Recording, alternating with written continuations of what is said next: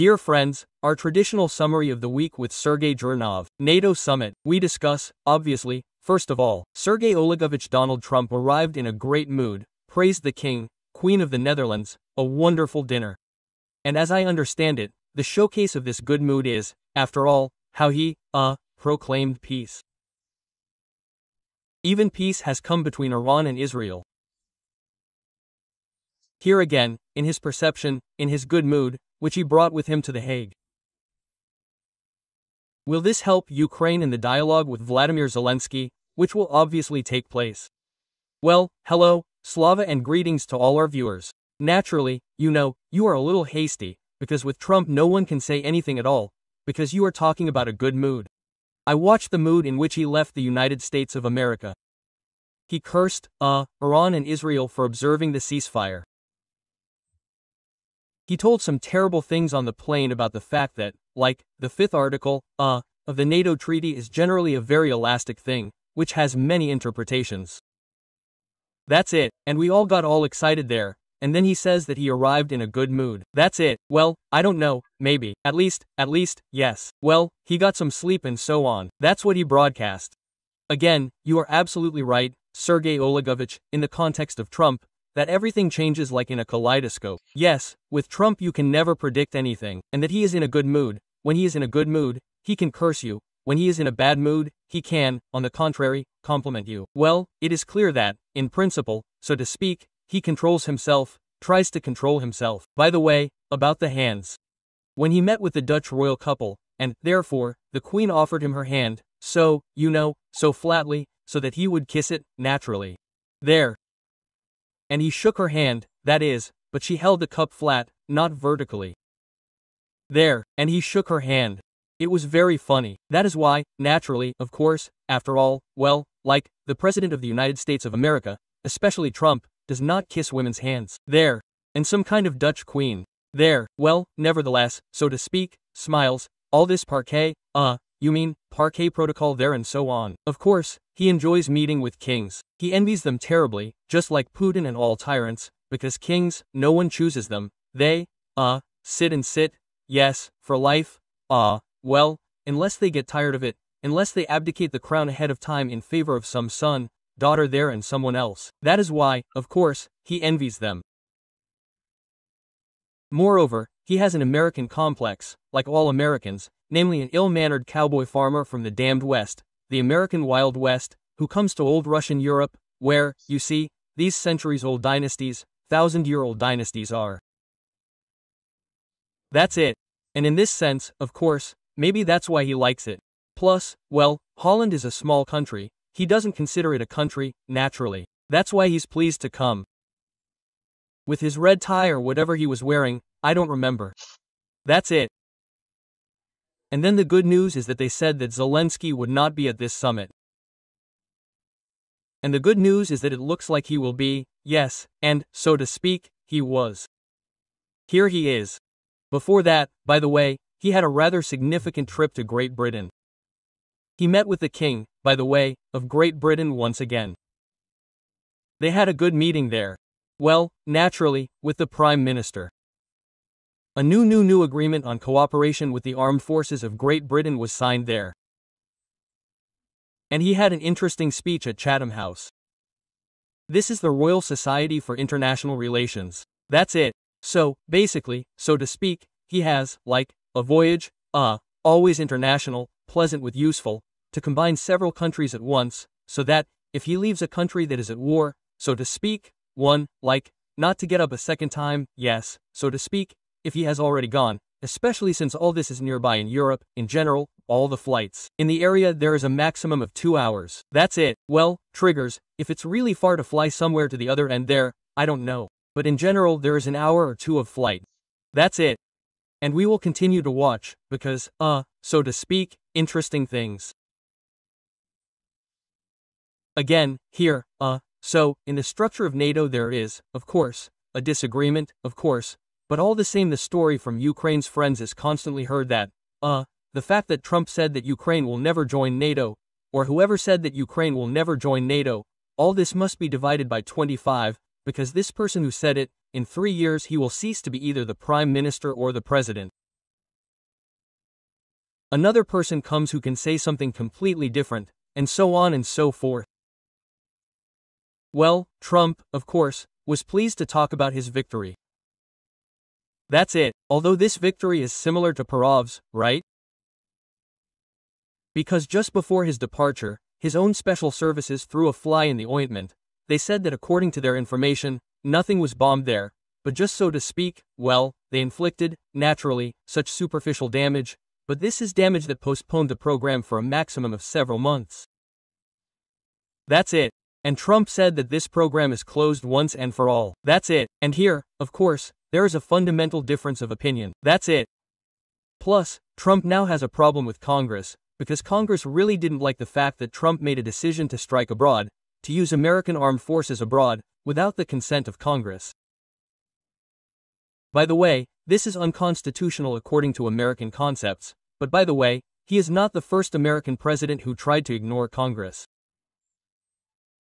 But in this sense, he may have problems, because Congress now needs to vote on his, BBB, so-called Big Beautiful Bill.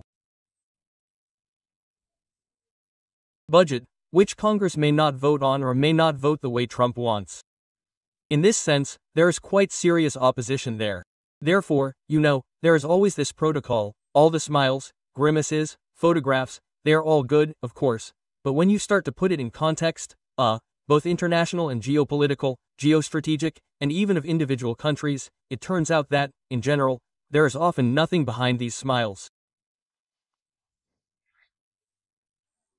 Literally, continuing the topic, just to finalize this part, you remembered about the, intelligence report. How is that? Well, does it happen by chance, right? That such documents or information end up in the hands of the press? Yes. Here, Trump gave both the New York Times and CNN a good thrashing. Well, Le Monde published, including, the French one, these materials. So, in principle, based on historical, yes, here are possible contexts. Does this happen by chance? Forgive me for the tantalizing. Well, it happens by chance. It happens, like, for example, a former national security advisor accidentally let some secret into a chat, yes, because it was not prepared. That's it, and such leaks, of course, are not by chance. It is clear that this is not by chance. That is, we must understand that the United States of America is still not a dictatorship. It has a bipartisan structure. And when you have a two-party system, it means that in all congressional committees, the Democrats are on the cheek. Yes, Sergey Zhirnov. Of course, in all congressional committees, both parties are represented, including the Development Committee. By the way, they receive almost the same information as the President of the United States, and sometimes even more, because they sometimes read, because Trump does not read anything, they read briefings.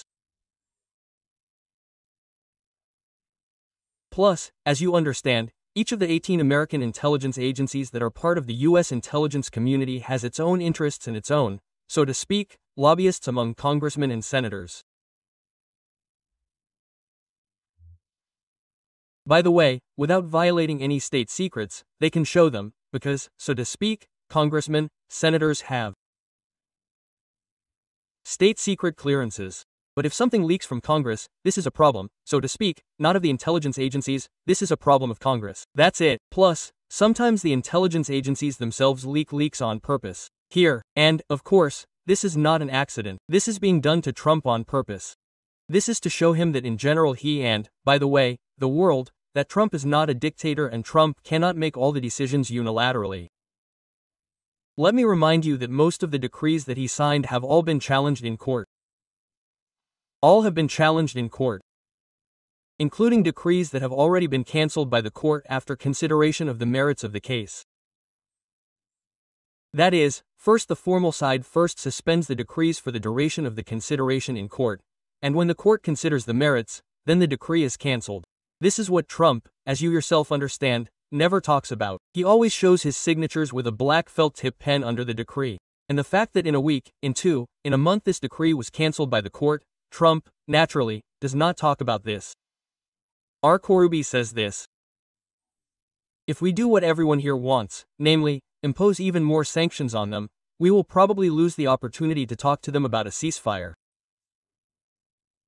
And then a simple question arises. Who will talk to them at all? Having in mind, of course, the Russian Federation and the potential for sanctions pressure. In this case, again, the question is about sanctions and their effectiveness and about consolidating efforts around this pressure. This is simply to keep this topic on the agenda, but still not to take action. Yes, this is simply keeping it on the agenda. No action is being taken. Moreover, this is a contradiction even for the administration itself. And because now it is saying that we are ready to return to the words of negotiations with Iran. And the bombing, with nuclear bombers, but true non-nuclear bombs, of Iran did not prevent, so to speak, the United States of America from considering the possibility of concluding a further deal with Iran. That is, in this sense, if Iran can be bombed, then why can't Russia be bombed? Well, so to speak, yes, it is clear why, because it is a nuclear power, but so to speak, we understand the difference in approach. Moreover, in fact, of course, demagogy. We understand that demagogy continues, because Trump continues to support Putin within himself. And, that is, he can from time to time put forward some criticism. Well, so to speak, Rubio is a suckerfish that swims with the current behind the shark Trump, and he will never step forward and will never express his own opinion, so to speak. Unless Trump starts to be impeached, unless Rubio understands that he needs to make his own political career, so to speak, in a break from Trump. For now, he is Secretary of State, and this means a subordinate position. That's it, and in this regard, he naturally broadcasts what is beneficial to Trump. And in this sense, he even ignores the most important things, because Putin, in fact, gave this week, or rather, the Ministry of Foreign Affairs gave, well, and Putin, by the way, also, yes, gave made big public gifts, because he said so much, they all said so much of all sorts of things, all sorts of truth, which should now simply be obliged to be used against them.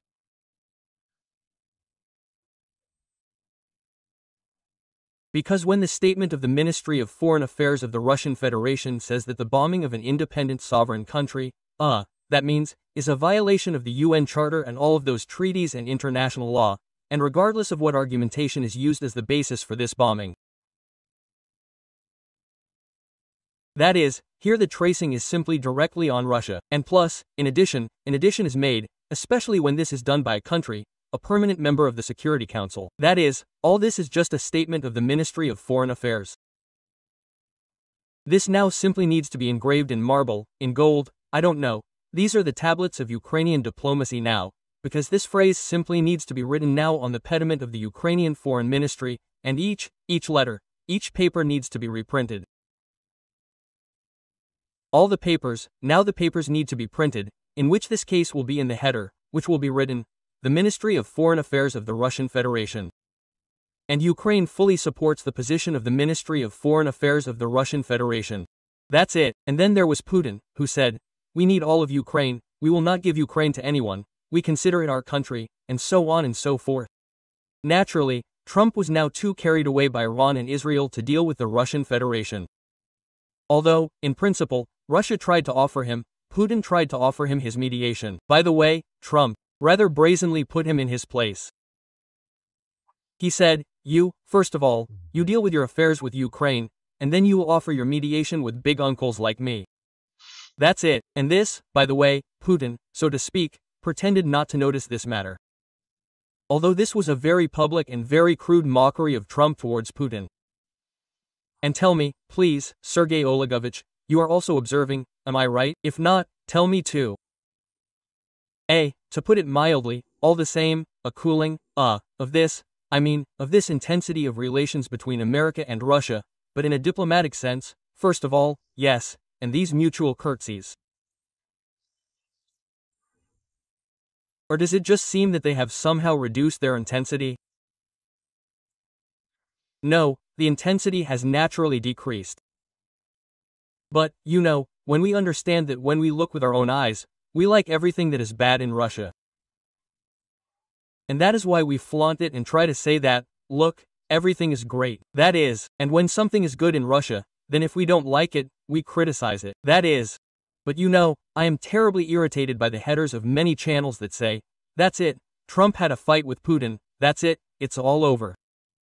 Putin is gone, nothing more will happen. Trump the client, is leaving, the cast is being removed, and so on." That is all absolute nonsense. By the way, I constantly quarrel with your editors who write these headers, including on your channel. Well, so to speak, things have been fine with you lately. That is, well, I constantly quarrel with your couples, because I am irritated by these clickbait caps that say that's it, Putin is dead, that's it, Putin is over, that's it, Trump had a fight with Putin, that's it, Putin had a fight with Sidepin, that's it, Sidepin, none of that exists, it's all absolute nonsense, because diplomacy, that's diplomacy, is to say one thing today and another tomorrow. That's it, and what's important to us is not even phrases, or rather, phrases are, of course, important, but like the statements of the Russian Foreign Ministry, we just need to take them on board. Or Medvedev, who wrote a phrase about several countries being ready to transfer nuclear weapons to Iran. That's great, wonderful. That's just what we need again. This is another tablet, when the Russian Federation, represented by the second person in the Security Council, admits that it and its satellites, namely Pakistan, North Korea and China, can transfer ready-made nuclear weapons to Iran in violation of all international treaties. Then Medvedev starts to backtrack, says, no, I was misunderstood. But, man, you shouldn't have written nonsense, I should have written, we would have understood you correctly. Quote, we understood you correctly. It was just that you later wrote something while drunk, and then they explained to him what it threatens for the Russian Federation and for its partners. That's it. And therefore, of course, these things should not be taken, but you cannot simply make far-reaching consequences in deeds from words, yes, because in deeds too, there is again the same Slovenia, Slovakia and Hungary criticize all the time, criticize some sanctions, but nevertheless they vote for them as they should, because they are told differently, that, guys, if you stand up, put a spoke in the wheels of the European machine, then this European machine will stop allocating money to you, and you have a poor country. Of course, we understand that you depend on Putin for some factors, but if you want to completely cross out your membership in the EU for other factors, otherwise you will not seem a little. Therefore they immediately shut up as soon as some serious thing arises. Just like what happened to Turkey when it put a spoke in the wheel during the process of Finland and Sweden joining NATO. Then Turkey was told that it had voted correctly. Monday and Tuesday this week were the deadliest in terms of the number of victims of Russian shelling in Ukraine. For many months, no less than 20 people died in Kyiv, in Sumy, Kherson, Donetsk, Odessa regions and another 19. The tragedy in Dnipro was also, big.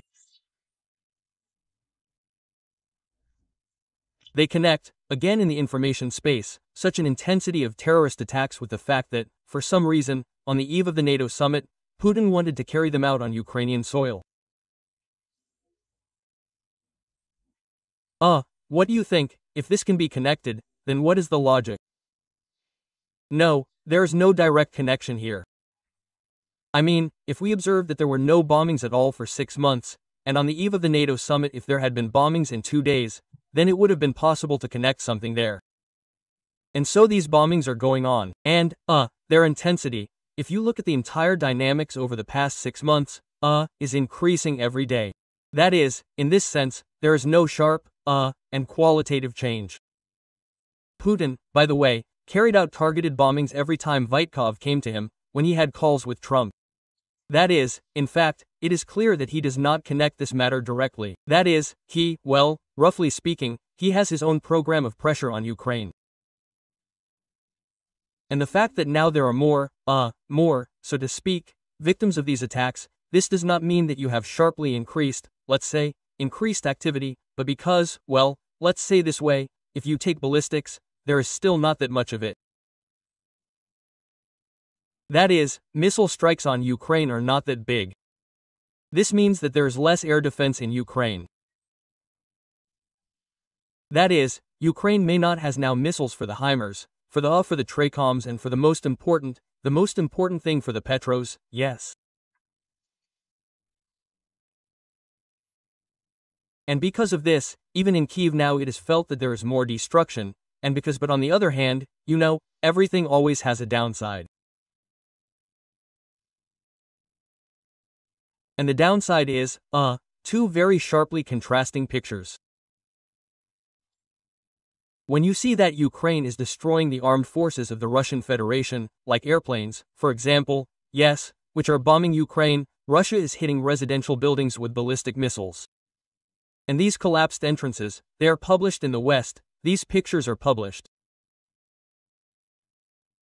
And when you compare them together, everyone understands that there are two categorically different approaches, just like Iran's Uranus with Israel. Israel attacks military targets in Iran and destroys them, and Iran hits elderly neighborhoods in Israel. Trump is now talking to journalists, at least, here are his quotes. The most recent of the Netherlands is publishing information about the meeting with Volodymyr Zelensky. Our video will be released, most likely, this meeting will definitely take place, so let's try what we have. We will discuss the obvious, we will discuss his difficulties. He has some difficulties. Zelensky is a good guy, I am going to meet him today. I don't know, I think we will discuss Ukraine. Here is a quote. The Guardian cites it from Donald Trump. He also added that he spoke with Putin. It is not clear when, but Putin was very nice. That is the story. And another reaction, here is a quote, for the question, then, there was commitment to the 5th article, of the NATO Charter. He says, we are with her until the end. That's how it is now too. Zelensky is also a good guy. You see, now Trump, although both the American press, yes, and the European, have talked a lot about the fact that it is precisely the organizers of the NATO summit who are doing everything possible in the format of this event to irritate Trump as little as possible. And including that is why Vladimir Zelensky, as I understand it, did not have the opportunity to be at official events. He is present there with the table. Well, you see that Trump changes everything from Friday to week. Moreover, the Iranians are good friends, and Putin is also good guys, right? That is, it is clear that these are just meaningless phrases, or rather, all-meaning phrases. That is, he still considers Putin a person with whom you can talk, from whom you can accept a call congratulating you on your birthday, and to whom you can say that yes, everything is fine, to whom you can give carte blanche for retaliatory strikes on peaceful cities of Ukraine. That's it. And Zelensky, frankly speaking, when Trump calls Zelensky a good guy, I, for example, on the contrary, get tense, because after that he can very well say something nasty and do the most important thing, something nasty. Or, let's say, for Ukraine now is the most critical moment, someday Trump will decide to start helping it again in military terms, once and for all, he will decide to actually impose sanctions on Putin, with whom he is now working together. That is the key. And all his other phrases, well, frankly speaking, I have already told you more than once that it is time for us to stop commenting on his phrases, because his phrases mean nothing. They mean nothing at all. That is, he can say one thing now, and in 5 minutes the exact opposite. And in this regard, we should adjust to his mood, to his that either he will get a sling under his tail, or he will do great. That's it, and he will praise us all. That is not what we should do. We need to look at what he is actually doing, yes. When he struck Iran with troops, even if it was in violation of the American Constitution, even if he violated his relationship with Congress, but he proved by his actions that he is, on the side of Israel and is helping it with his actions. Yes, even if it is not such a super consequence, although there are consequences, certainly, they will. Yes, because even if you are around these bunkers, which are underground, bombed, and even if you still did not penetrate inside with these bombs, you still damage the paths, approaches, air intake, there are entrances and exits. These bunkers can be walled up for many, many months, and maybe even years, and maybe even forever. Here. And therefore, here, of course, we need to look. That is, even American intelligence, well, how does it judge? It simply, maybe, later saw on satellite images that the entrances and exits were not blocked, that some people began to come out of there, some trucks were driving up, something there, maybe even some activity continues at these facilities, therefore, so to speak, there is no complete destruction. Here, well, we will see. Meeting with Zelensky. By the way, so to speak, we discussed this story. And before that, will there be he met with Trump, when there was something there before the NATO summit? The 7. Before the 7, yes, yeah, that's what they discussed. Will Zelensky meet, won't he meet? And Trump just ran away from that 7 and didn't meet with anyone yet and had a falling out with Macron and so on. That's it. So let's not discuss it anymore. Let's focus too much on Trump's words, but look more at his actions and the actions of his administration. Well, by the way, what you said is echoed by many commentators, analysts, yes, who analyze and say, look, we really seem to be saying that Trump says, doesn't do. What's the point of paying attention to his words? He did it. That's why we need to listen, because he says it, and he has now proven that he did it, yes, using the example of Iran and Israel. But that's what we're talking about again, what you are talking about. And indeed, it can be discussed, yes. This is an exception. That is, more often he speaks and does nothing. That is why they call him, Trump always chickens out.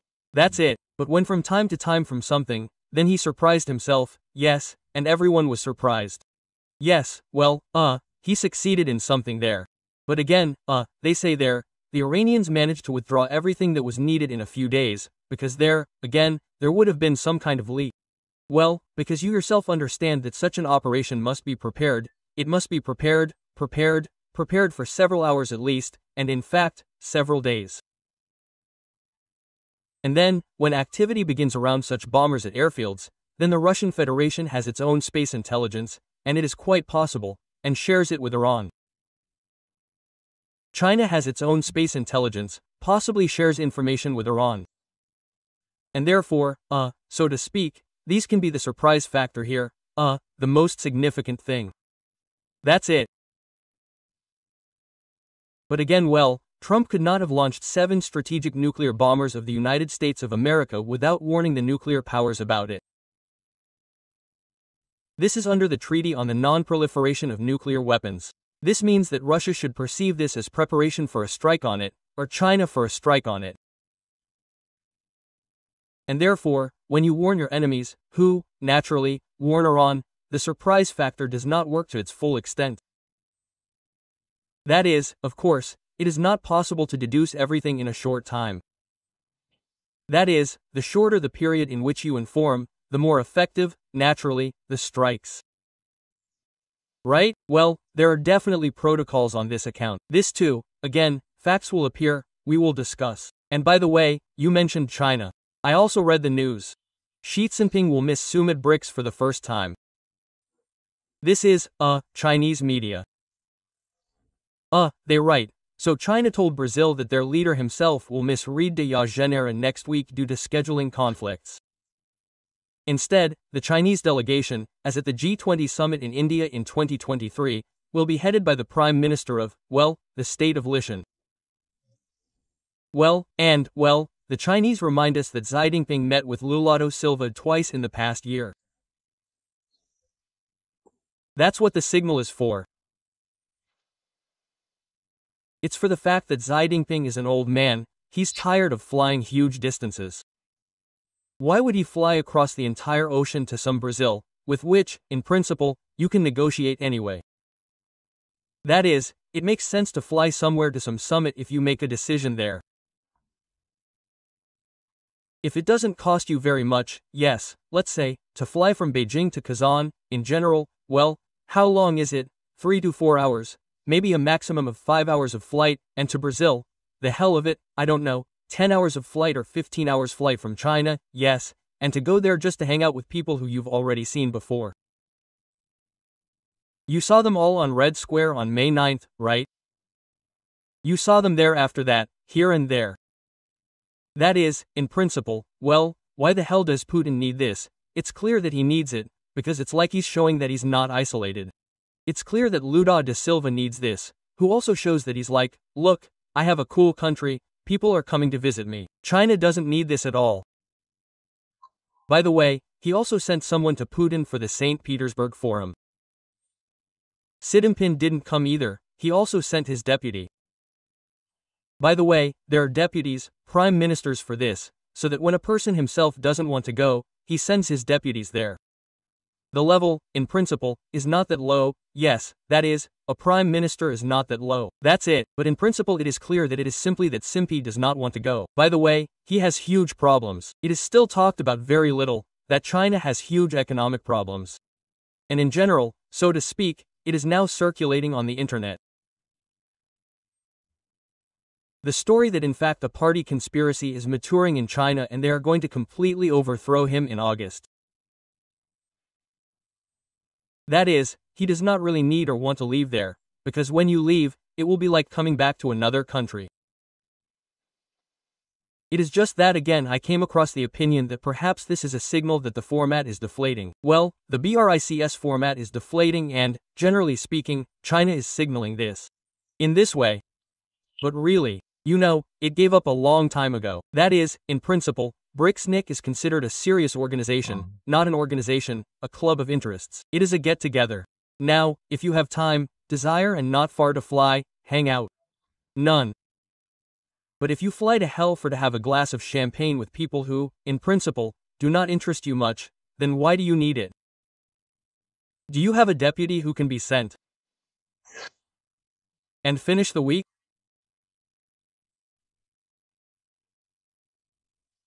Sergey Olegovich, I can't help but ask you about the clogs of Belarus, about what Lukashenko got from freeing the main political prisoner of the country, but also more than 10 people along with him.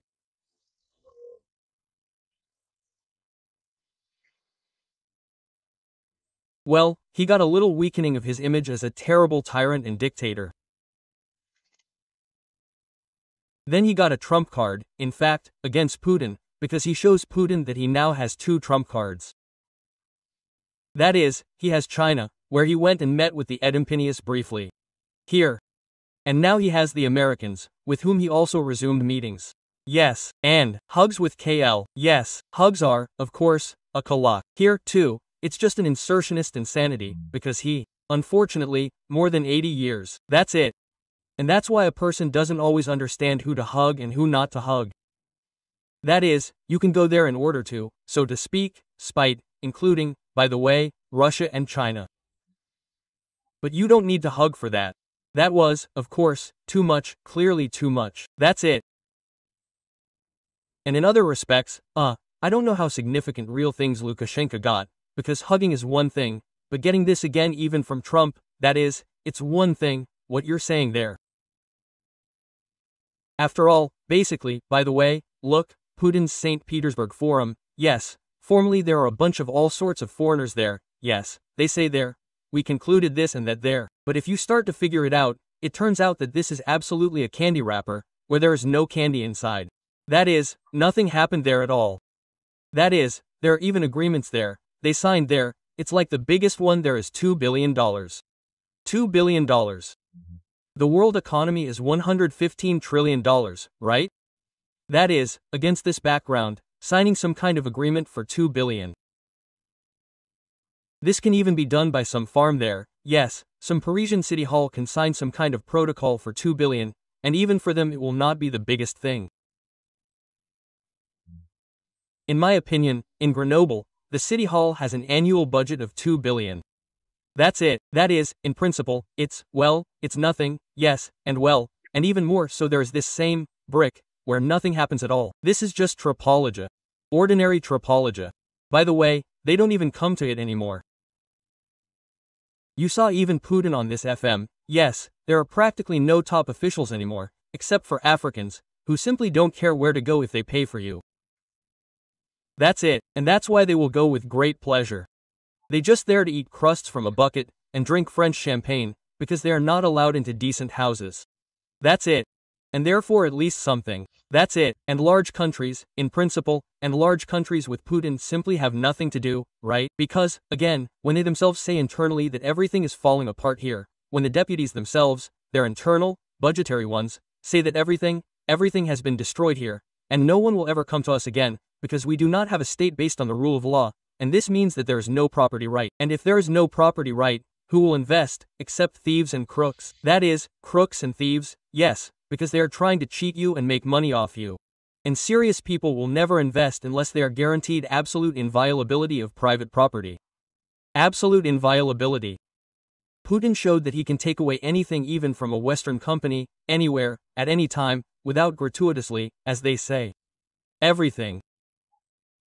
And that's why they showed him, by the way, that his gold reserves could be, well, if not taken away, then at least frozen forever.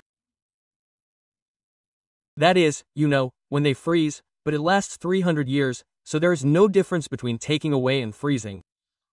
That is, formally, you can still get something there sometime. Well, like Russian loans, yes, when Russia took a loan from Western Europe to build railways at the beginning of the 20th century, and hasn't repaid it yet, right? That is, some naive people think that this loan is still valid there. By the way, Putin in this sense, thank God, is a fool, because if he had given it away, then his reputation would at least be better. Yes.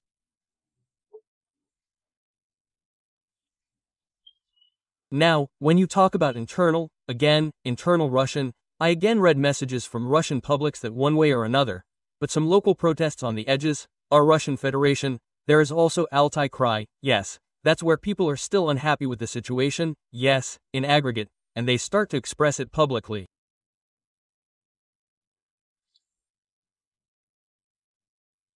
They, happen. And again, we have talked about it 1,000 times, yes, anyway, it seems like you understand that there is no large-scale potential in this, but they do happen, right? That is, this story, it will not grow into something so large-scale that the domino principle will be launched in the public process in Russia. No, this cannot be foreseen. This cannot be overlooked.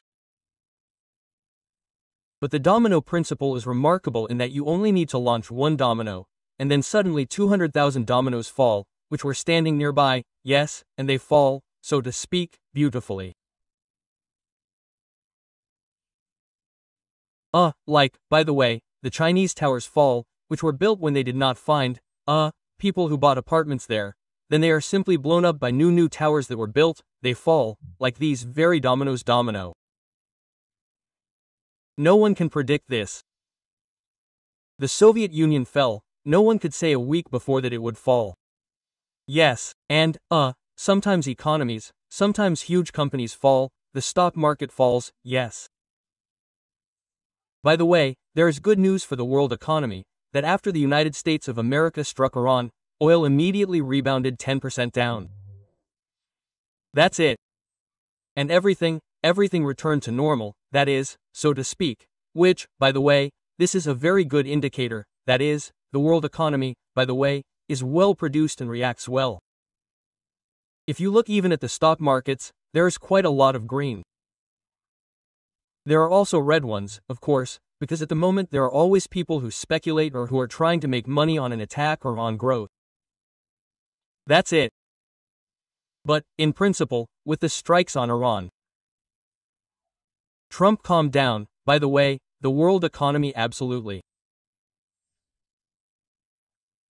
And plus, those decent people who are specialists, and not, and so on say, as if, journalists who write under the influence of some emotion, yes, they are reminded that the Strait of Hormuz, in general, where the tankers go, is not Iranian waters at all, yes, and that Iran cannot do anything there without violating the sovereignty of those countries to which it belongs. And if this happens, then it is called a war against these countries, and this is a completely different answer will be, by the way, and including at the UN level there and so on, yes. That is, if it belonged to them, then they could block something there, that's it. And when it does not belong to them, then any blocking is then a bombing of Iran by several countries, and not just the United States. Sergeyevich, thank you very much, as always, for analyzing many events of the week, for having time to do this. All of you, dear friends, with gratitude for watching, I invite you to Sergey Zhirnov's YouTube channel.